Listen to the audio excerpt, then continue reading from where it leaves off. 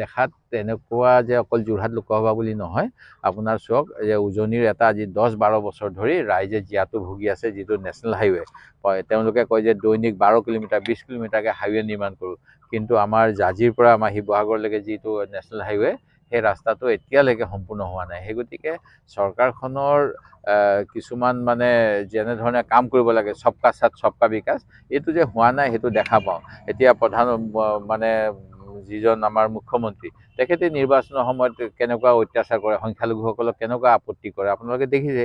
তাৰপিছত তেওঁলোকে আকৌ ক'ত ঢিঙত নে লাহৰীঘাটত গৈ সংখ্যালঘু ভোট লাগে বুলি ডেন্স কৰি আছিল বুলিও তথ্য ওলাইছে। সেই গতিকে যিটো চৰকাৰৰ কাম, সেই কাম কৰা নাই, সেইকাৰণে ৰাইজৰ অসন্তুষ্টি বৃদ্ধি হৈছে। আৰু এটা কথা আজি চৰ্চালাপ কৰিছে যে উপমন্যু হাজৰিকাৰ বিৰুদ্ধে যি মানহানি গোচৰ কৰিছে মুখ্যমন্ত্ৰীৰ পত্নীগৰাকীয়ে, যি এটা বিতৰ্ক হৈছে যে যিটো ফ'ৰলেন সেইটো চাওক, কিছুমান কাম হয় যিবিলাক কাম চৰকাৰে নিয়মমতে কৰিলে সকলোৱে ভাল পায়। উদাহৰণস্বৰূপে দুলু নামৰ এখন বাগিচা আছিলে, সেই বাগিচাখনৰ মালিকক ধনী কৰিবলৈ তাৰ যিবিলাক চাহগছ আছে, চাহগছবিলাক উচ্ছেদ কৰি পেলাই এটা গ্ৰীণফিল্ড এয়াৰপৰ্ট বনাম বুলি কৈছিলে। আমি সেই সময়ত প্ৰতিবাদ কৰিবলৈ যাওঁতে আৰক্ষীয়ে আমাক সেই বাগানত যাবলৈ দিয়া নাছিল, কাৰণ আমি দেখা পালোঁ হয় যে কেনেকৈ তাতে শ্ৰমিকসকলৰ পেটত লাথ মাৰি চাহ শ্ৰমিকৰ যি জীৱিকা আৰ্জন, চাহ খেতি উচ্ছেদ কৰি এটা গ্ৰীণফিল্ড এয়াৰপৰ্ট বনাইছে।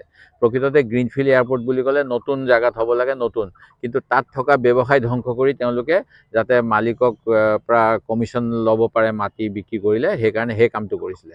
তাৰপিছত এতিয়া অভিযোগ আহিছে যে আমি উজনিলৈ যেতিয়াই যাওঁ, আমি আপোনাৰ শিলঘাট, কলিয়াবৰ, জখলাবন্ধা, বোকাখাট এনেকৈ যাওঁ। এতিয়া নতুনকৈ এটা তাতে ৰাস্তাৰ ট্ৰেফিক বেছি হয় কাৰণে ব্ৰাউনফিল্ড কি কয় ৰোড এটা হোৱা কথা আছিলে।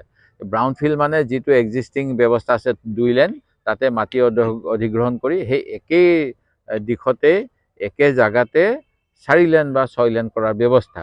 কিন্তু সেইটো নকৰি একমাত্ৰ মুখ্যমন্ত্ৰীৰ যিটো অভিযোগ ইতিমধ্যে স্থানীয় ৰাইজে দিছে, 4 লেন ডিমাণ্ড সমিতিয়ে ৰাইজৰ লগত মতামত নোলোৱাকৈ মুখ্যমন্ত্ৰীৰ পৰিয়ালে খেতি মাটি কিনিছে বুলি কৈছে, হাজাৰ হাজাৰ বিঘা, সেই অঞ্চলেদি এটা হাইৱে লৈ যাব বিচাৰিছে। আৰু এনেকুৱা কাম হয় গ্ৰীণফিল্ড এয়াৰপৰ্টত, যিটো নেশ্যনেল হাইৱে অথৰিটিয়ে তাত গ্ৰীণফিল্ড ৰোডৰ ক্ষেত্ৰত হাইৱে, এইটো গ্ৰীণফিল্ড হাইৱে নহয়, এইটো হৈছে ব্ৰাউনফিল্ড হাইৱে। সেই গতিকে গোটেইটো একমাত্ৰ মুখ্যমন্ত্ৰীৰ পৰিয়ালৰ মাটি যাতে চৰকাৰক বেছি দামত বিকিব পাৰি, খেতি মাটি যাতে মূল্য অধিক কৰিব পাৰি, এনেকুৱা ধৰণৰ অভিযোগ উঠিছে। সেই গতিকে PIL এটা উঠিছে।